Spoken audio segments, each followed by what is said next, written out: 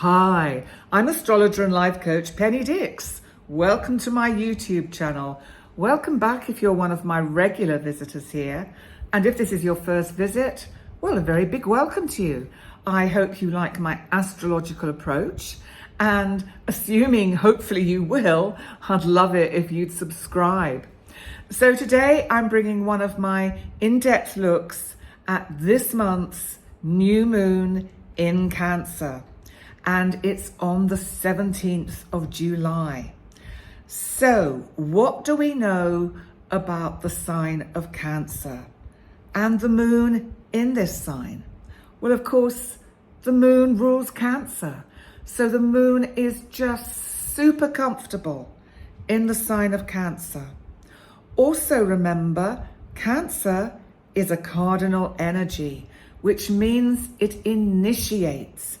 It absolutely turbo powers your manifesting ideas into reality. Well, at least that's the general plan. But are the rest of the astrological aspects helpful for all of this or not? Let's take a look. Now, at this point, quite magically, above my shoulder, the chart will appear. How about that then? And I set the chart, which I use Tropical Placidus, for universal time because it's kind of general for the whole world. So you have to remember that through all your different time zones, the moon will be new at probably slightly different times and in different houses. But the basic energy and the basic meaning of the astrological aspects being made to the new moon will still stay the same.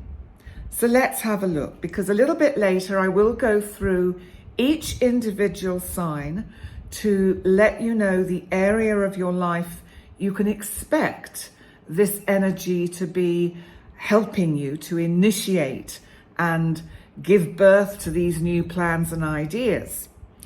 But let's look at the energy first, because I think the most notable energy, which we really have to highlight, I think right at the beginning, is that the sun and the moon are moving towards an exact opposition with my big outer boy, Pluto, the planet of transformation, the planet of superpowers, and the planet of beginnings and endings.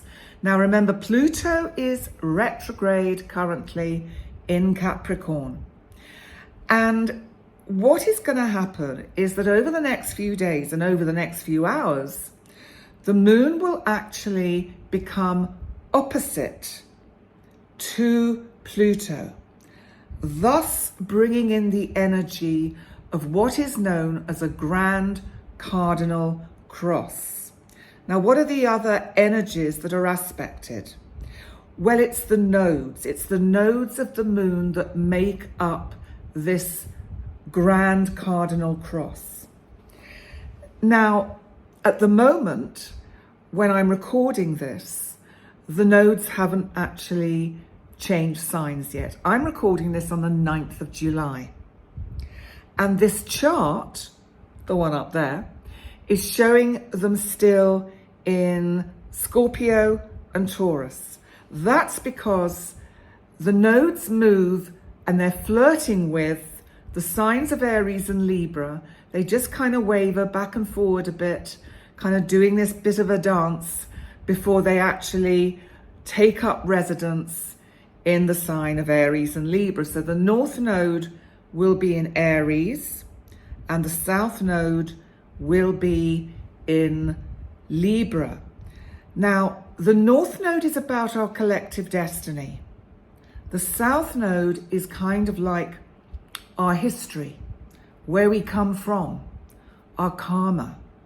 Now, as they move into this cardinal energy of Aries and Libra, so forms this grand cardinal cross. Now, I am doing a separate video for that, and that'll be up probably in the next day or so. because I'm going to record it after I've recorded this video. So I'm going to talking about the future again. Isn't that what astrologers do? So I'm just giving you my diary of events. Anyway, moving swiftly on and back to the cardinal energy. The important thing is to recognize that then the sun in a few days will also be in opposition to Pluto. So we get this tension. But let's stick with the new moon energy, because the sun and the moon in this new moon configuration are applying to their opposition with Pluto as the nodes are. So we have like a kind of ghost image of this grand cardinal cross. But what does a grand cardinal cross mean? And why do us astrologers get so excited about all these things? I'm going to explain. A grand cardinal cross brings in attention, and I mean not attention, it brings in a kind of tension that is like, I want everything at once. I want everything to sort itself out all at once. I want this now, this now, this now. So let's apply that energy to this new moon. What are you trying to manifest? What do you want to have more of in your life? What dreams are you trying to turn into a reality? Because, you know, transiting Neptune that's retrograde in Pisces is trining the new moon, which is a super helpful aspect. It's showing us that your dreams can become reality. However, what we have to bear in mind is that with this grand cardinal cross energy, there will be this tendency for us to want it all and want it all now. Now, that's not necessarily a good thing. Supposing you've got everything you want now, how are you actually going to cope with all of that? It's a little bit like us getting in our own way again and not recognizing that the cosmos, the divine, and the divine timing actually knows better than us and recognizes that it's important to give us what we can currently manage on our plate. That's an interesting word for me to use because, of course, Cancer can be about food and eating, because Cancer is the mother, nurturing energy. It's the feeding mother, that wonderful kind of symbol of the earth goddess, of that energy of nourishment. But you know, if we have everything on our plate at once, then we get overstuffed. We don't feel well. We get tired. So it's the same analogy with this grand cardinal cross. Try to go with the flow of the divine and divine timing, and work with the energies. Allow it to bring in one thing at a time. And the thing is, if a lot of what you would like to manifest comes in at once, sometimes it does. Sometimes we get one thing, then 2 and 3, 4 other things happen, and we go, oh, how am I going to cope with this? Then you have to use Pluto's powering energy to stand back and say to yourself, right, I'm in charge of how I deal with what's on my plate, how quickly how I prioritize the various kind of lines of activity, of thought that have presented themselves. I have to decide what is the priority, and the other things will have to wait. Because it's better to do one thing really well than several things poorly. Which you know anyway. I'm not telling you anything you don't know. So, as I said, with this grand cardinal energy, that's what you need to be aware of. Sometimes everything comes at once, or we want everything at once, because it's cardinal, it's active, it's initiatory, it's just whoosh. And it puts you in this kind of almost like a stalemate position where you just go, I don't know which way to turn now. I don't know which thing I should give my attention to. And remember, we're dealing with your future destiny, where all the foundations that you have put down for the projects in your life, whether it's your career, your family, your relationships, your passion. So you're putting these foundations down. Make sure that you build your dream with secure foundations and with the right kind of energy. You know, what's just come into my mind, and I haven't done any research on this, but if anyone knows anything about sacred geometry, my very limited understanding of it would kind of complement astrology. Because when we look at the aspects on a chart, when we see all the lines and the angles, sometimes they show a kind of confusion. Sometimes they show this aesthetically, beautifully aligned kind of wonderful pattern. And as an astrologer, and as you out there are basically learning astrologers, even if you never want to practice it or read anyone's chart other than look at your own, you're all astrologers. You know, it's about looking at the patterns. It's like, does it make a pattern that makes sense, or does it look like an absolute mess? And I'm talking about the line aspects. You can see them up there. Is it, you know, let's look at this one. We can vaguely see that cross with Pluto over there in the 12th house and the new moon in the 6th house. And the north node in Taurus at the bottom of the chart and the south node in the top at Scorpio. So we can see that kind of angle. And remember, it hasn't fully formed yet as a cardinal grand cross. But the energy is there. And if we look at some of the other lines, there is, you know, the blue ones, if you can make out the colours, are the complementary ones.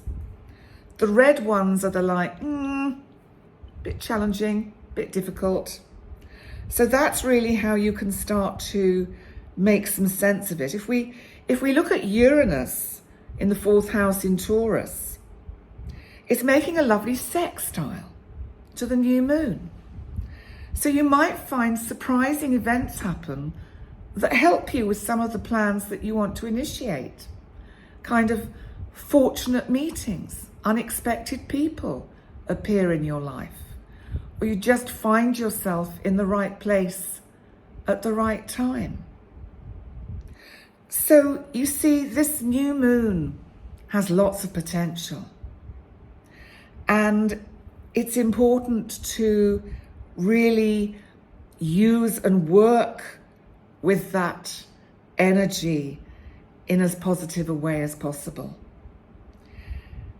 So what I'm going to do now is move on to your individual signs and just give you a short heads up as to where the area of life you can expect for Aries, Taurus, etc., etc. And remember to remember to listen to your sun sign and your rising sign if you know your rising sign. Sometimes what is easiest is to listen to your rising sign first, because that gives you the area of your life that is being highlighted by this new moon. Then listen to your sun sign, because that will just bring in some texture and color. One of the unhelpful things about newspaper astrology and kind of horoscope columns in magazines is that it focused us all on only sun sign astrology. And as you will be beginning to know if you follow me and other astrologers, it is not very much sometimes about the sun and where it was when you were born. There are so many other factors that make up your character, your persona, your personality that we can see in the chart. And, you know, so pop astrology did not give astrology a good name. It sadly took it into an area of kind of, you don't believe in astrology, do you? You don't really think it's true. Or, what's my sun sign? You've got to try and guess. And you know what? It's really quite difficult. And it doesn't mean you're a good or a bad astrologer if you can't work out somebody's sun sign. If you're with them for a while, you can start to work out the most possible rising sign. And from that, you can get a pretty good idea then of what the sun sign is.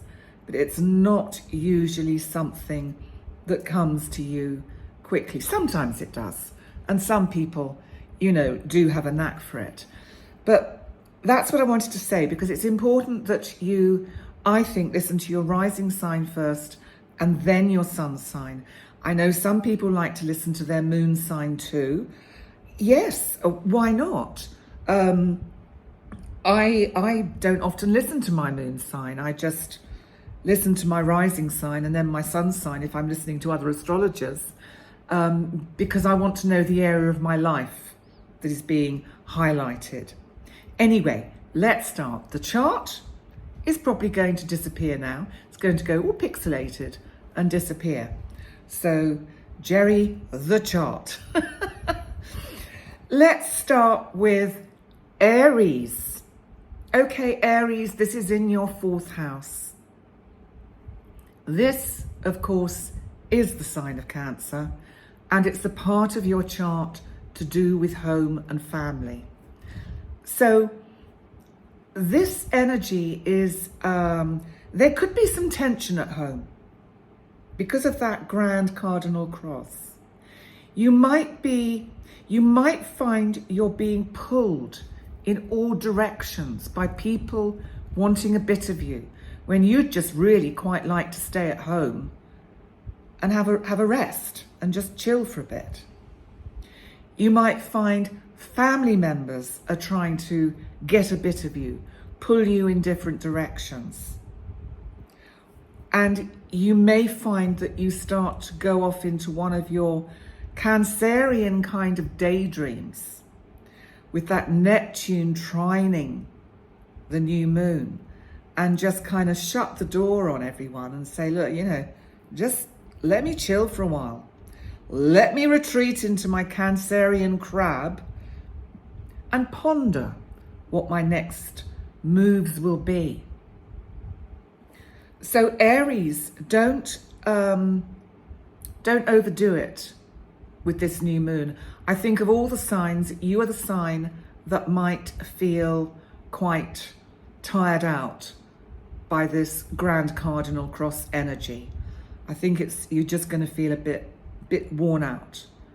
And if you are rushing around doing a lot of things, putting your energy into lots of different projects, it's going to exhaust you. So slow down. That's what I feel for Aries. So let's move on to Taurus. Taurus, it's your third house. This is the area to do with communication, your local community, your local neighborhood. It can be things like washing machines, cars, which is interesting. I've got to take my car for its MOT or VRT, whatever you call it in your country. It's so many years, test to see if it's roadworthy. So it's there. And the third house, with it being about communication, it could be, for Taurus, a really good time to think about starting those blogs, writing those stories, writing your memoirs, writing that book, or looking at things in a different way. And also perhaps, Taurus, looking at how you communicate. Because as a fixed sign, you can be very stubborn about your beliefs and how you feel about things.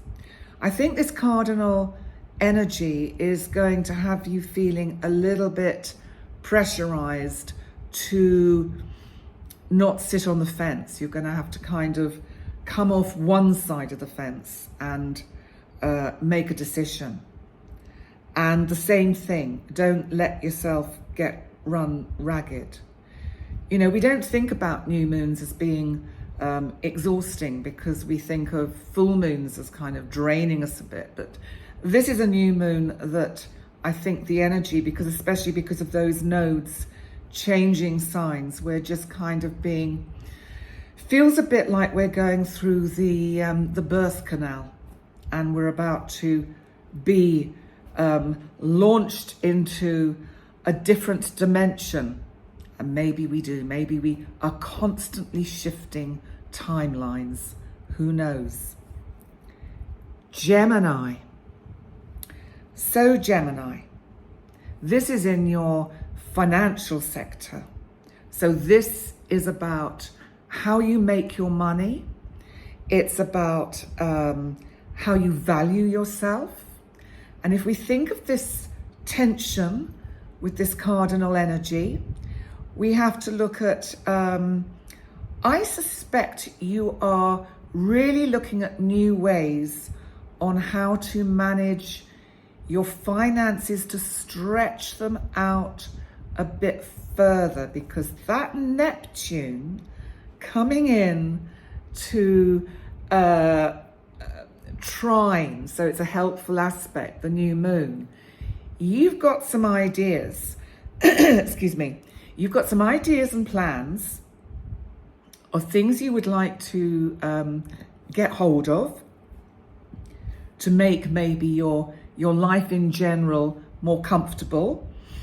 And basically, this new moon is saying, that's fine, do it. Don't try and do it all at once with that cardinal energy.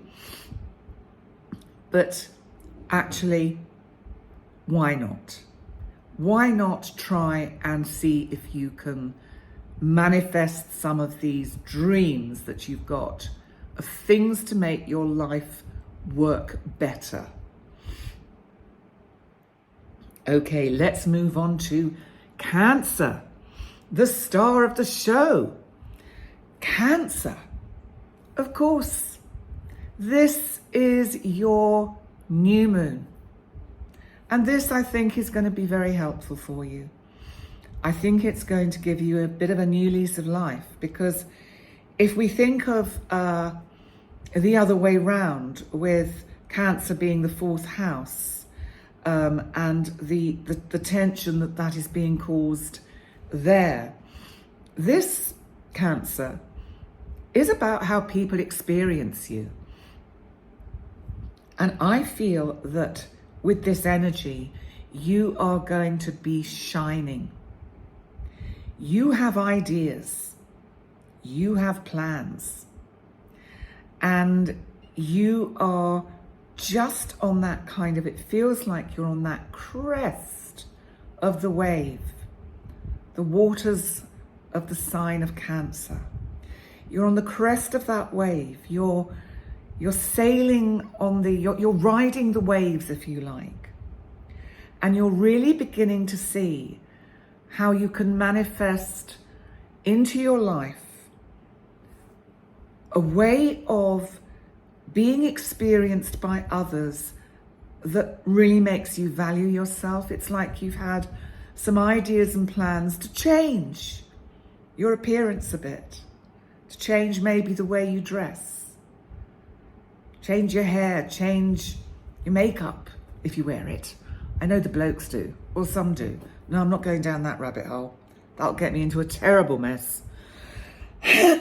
So, okay, Cancer, this is a good new moon for you. This is really about you making sure you don't actually run yourself ragged trying to do everything at once, because there is an element of that with this energy. I think you'll have the energy, but just be mindful of it and actually use Pluto in your 7th house of significant relationships to just kind of get you back down to the kind of fixed earthy type of energy, because Capricorn, your opposite sign, is earth.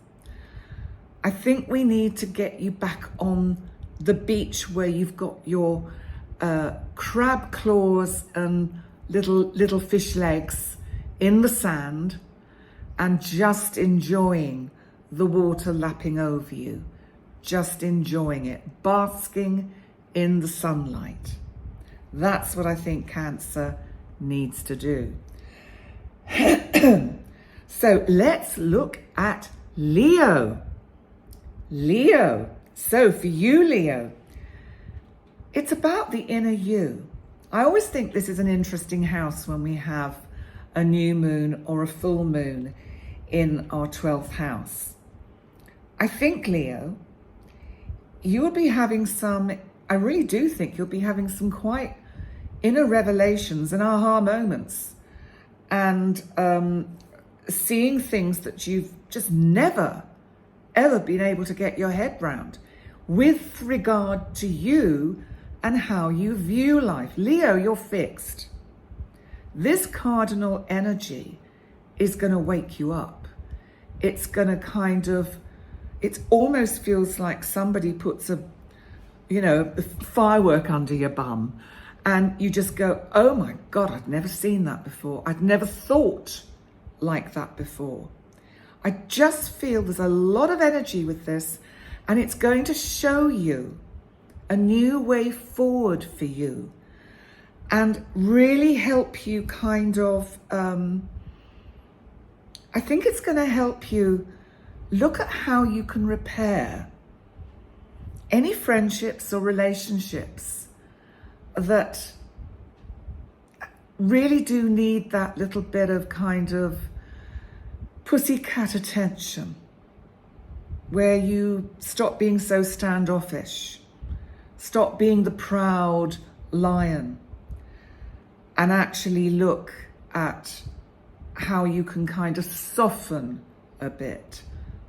I think it's a new moon where you just open up a bit, Leo. Virgo. Virgo, for you, it's in your 11th house. This is the part of the chart that is to do with the community at large. It's to do with those bigger ideas and projects you've got. And Virgo, we have to look at this energy of this grand cardinal cross. How is that going to affect you? Because you're mutable, you're flexible, you'll go with the flow, you'll go this way, that way, let's see which way you'll go. And I think that with this new moon in Cancer, there's a lot about you at the moment that you feel you really are in your carer's role. You want to be using that Cancer energy to care for people, to help people, to show them around, to do this. What about you, Virgo? Are you leaving yourself out of the equation? Because, you know, I think this grand cardinal energy is going to have you pulled in many different directions by the community at large, all wanting a bit of you. So you've got to start kind of really stepping back, Virgo, and looking at what serves you. Can you use this new moon energy to put yourself first? To think to yourself, but what do I want to do? What would be good for me? It's just a thought, Virgo. Okay, let's move on to Libra. So Libra, the new moon for you is in your 10th house. Now, this is all about your career. Now, remember, as I often say, if you're not working, if you're retired or just stay at home, I don't know, housewife, mum, just love being at home doing nothing, it's your passion. And I cannot believe that there are any out there of you who don't have some kind of passion, because Libra, you like things to be aesthetically kind of cool and clean and looking good and balanced. So this, you're also cardinal, remember. So, you know, you are quite a determined sign. You have quite strong ideas about things. You know, people always think Librans are a little bit of a kind of a like, maybe a bit of a pushover. Oh, no, they're not. Not at all. They will keep quiet, but they will take it all in. And at some point, they will just very subtly make their point to regain the balance in whatever relationship that is. But what of this new moon and this cardinal energy? Well, of course, you are welcoming the South Node into your sign. So you really are looking to the past, I think, at the moment, Libra, and looking at, it feels a little bit as if you're actually reflecting on how far you've come personally and what you would still like to put in place. And, you know, it doesn't really matter where we are, what stage we're at in our lives. It's always good to look back and think, oh, wow, got through that, survived that. And here you are again at a kind of it's a bit like a crossroads, because if you think of this cardinal energy, it's like a crossroads. It's which way do you go? And what do you give your attention to most with regard to your work, if you're working, your career, if that's your kind of life path. Also, this, as I said, is your passion. You could be, your passion could be just keeping your home beautiful. It could be choosing works of art to hang on your walls. And it doesn't really matter where we are in terms of our economic level. We can still make a space look beautiful. And that's the clever part for Libra. Libra have an uncanny knack to, say, take a can of fizz, put some flowers in it and a couple of kind of twigs, and you just have this beautiful flower arrangement in a interesting and diverse receptacle. How cool is that? So Libra, think outside the box. Use your imagination. Neptune, retrograde in Pisces, is really helping you here, big time. Let's move on to Scorpio. Scorpio, are you ready for some change, for some travel, for some kind of stimulation to your thinking, your mind, your kind of also to your spiritual intellect. Scorpio, how is your intuition? How are your kind of psychic connections? Remember, I think, I feel, I know. That's my feeling. But I do know that we all have psychic abilities. Whatever sign, whatever your circumstances, we can all open up that intuitive gut feeling. Even if we just start with focusing on, what's my gut telling me about this? Is this good or is it not good? And then we get our mind out the way. There's something about this new moon that is taking you to higher levels of intuitive understanding. Really feel that strongly for you, Scorpio. Neptune trining this new moon is kind of, it's like it's lighting the blue touch paper to this creative and imaginative part of your kind of psyche, to fire it up, to see other realms and really connect with higher dimensions. And on a more mundane level, of course, you might be planning a journey, because there I was waxing lyrical, going off on a complete tangent, but you might literally be thinking of planning a journey, and you might be making that journey. And what I would say is, if that is the case, it's probably a journey where you're going to do sightseeing. Please don't try and do everything all in one day. That's that cardinal grand cross. It's pulling you this way, that way, up, down, all over. Slow down. You know, I haven't mentioned Saturn, my big outer boy Saturn today, at all. And I just want to check what Saturn's doing in this chart, because I think it's actually quite important. And actually, Saturn is widely trining the nodes. So there is, well, it's sextiling, widely sextiling the north node and trining the south node. So Saturn is asking you, that's my feeling, to slow down. Take it easy. One step at a time. One step at a time, Scorpio. Let's move on to Sagittarius. Sagittarius. This is a new moon that can really help you change, transform. Do you want to give birth to a new part of you? Do you want to change your whole kind of sense of self-worth? Do you feel that you're fully appreciated and valued in your life and in your significant relationships?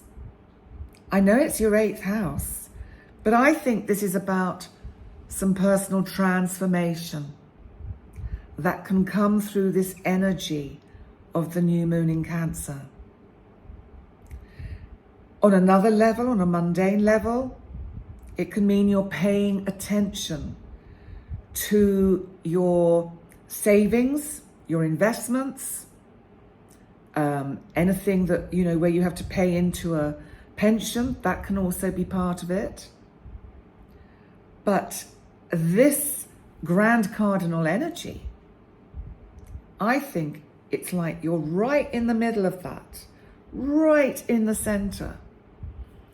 And it's asking you to really open up your psyche, your soul, and know that you are valued at such a deep level. And if you can't feel that from the people around you, I tell you who does value you, apart from me, upstairs, the divine, the cosmos. Just know that, Sagittarius. Let's move on to Capricorn. Capricorn. It's in your house of relationships. I think you're going to be spoilt for choice. Because it feels like if you've wanted to manifest a relationship, it's almost like a number 10 bus. You don't see them for ages and then 3 turn up at once. That's the quality of this grand cardinal energy for you in the 7th house of significant relationships. I'd be careful how many times you swipe left, because you might find you've got a kind of a whole crowd, and you'll have to speed date them all to see which one would be the best one. But on a more serious note, this is a wonderful energy for new beginnings with relationships. If you're in a good, solid relationship, this is a wonderful chance for you both to kind of just spend some time together and just enjoy the fact that you have each other, that you're lucky enough to have each other. If you don't have a good relationship, if it's a relationship with significant problems, you may decide with this energy to actually part ways. I know it's not a full moon, which is usually typically about endings, but it's a new moon about new beginnings, and we can't make new beginnings if we don't let go of the old. So I feel there is something of that nature around this new moon, Capricorn. Now let's move on to Aquarius. So Aquarius, in the part of your chart to do with your day-to-day routine, your health, small animals, pets, and it's to do with service to others. It's also, we don't often think about this, but it's about giving. Well, I'm sure a lot of you do think about giving, but it's, the 6th house is very much a kind of house of charity. It's a house of giving. It's a house of paying back or paying forward, paving the way, paying the way. And there's something for you, Aquarius, with this new moon here. I think your routine is speeding up with this new moon energy. This grand cardinal cross is just piling up a lot of activities for you. So if you remember what I said in the first half of the video about, pacing oneself and just looking at what's on offer and thinking, right, I have to prioritize. And when we prioritize, we also have to think, but where is my passion being drawn towards? Which of these, say, 3 things do I really, really want to do now? And I think that's the one we have to do, because we'll do it so well, so quickly. So that's what you need to do, Aquarius. Now let's look at, finally, Pisces, my oceans of emotions, my beautiful, watery, mutable, flexible sign, my fish, my emotional kind of buckets of tears sometimes. Pisces, it's in your 5th house of fun. Will you please sit back, relax, and have some fun? I think there's going to be quite a few opportunities and invitations coming your way. I think there's mixing with family as well as friends. There's also opportunities for a bit of flirtation, love affairs if you're on the lookout. That's always a potential with a new moon in this part of the chart. And I think you're going to be doing a lot of entertaining at home and really enjoying it, Pisces. And I think at the same time, you've just, like I've said to most of the signs, you've got to make sure you don't fill your cup up too full. because I think there are some interesting opportunities coming, and I just feel it's really important that you don't let that get spilt. There's a difference between a cup overflowing and spilling a cup. And the grand cardinal energy might make you spill it rather than it overflowing. So use that analogy, because what you need to be is in charge. You need to be in charge of this energy, of the invitations that I feel are coming your way. Some of them I feel are really quite exciting and, you know, something perhaps that you've dreamed of. Think of that Neptune trining the new moon. You've dreamed of this. You know, Neptune's in your sign, Pisces. You've dreamed certain things into reality. That's what I feel with this energy. Pisces, I'm going to leave you with that dream. I'd like to say thank you to all of you for coming to join me for this, actually quite long, new moon in Cancer on the 17th of July. Please remember to like, comment, and subscribe. And also remember to subscribe to my website. The link is in the description box.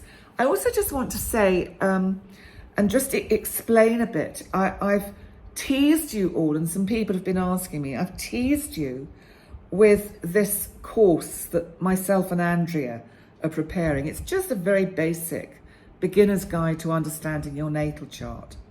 It's kind of on hold, and that's purely my fault.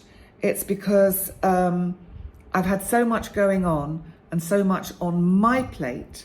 My Taurus plate is full, and I'm full up, and it's just going to have to wait its turn. So, you know, it is in the pipeline, and my apologies it's taking so long. But, you know, I don't want to put anything out there that isn't as good as I want it to be. I'm not going to just rush it and go, oh, that's good enough. I'm not doing that. It has to be right. And so that's why it's taking time. And if it takes another month or few months, so be it. Because these things come at the right time. So on that note, thank you so much.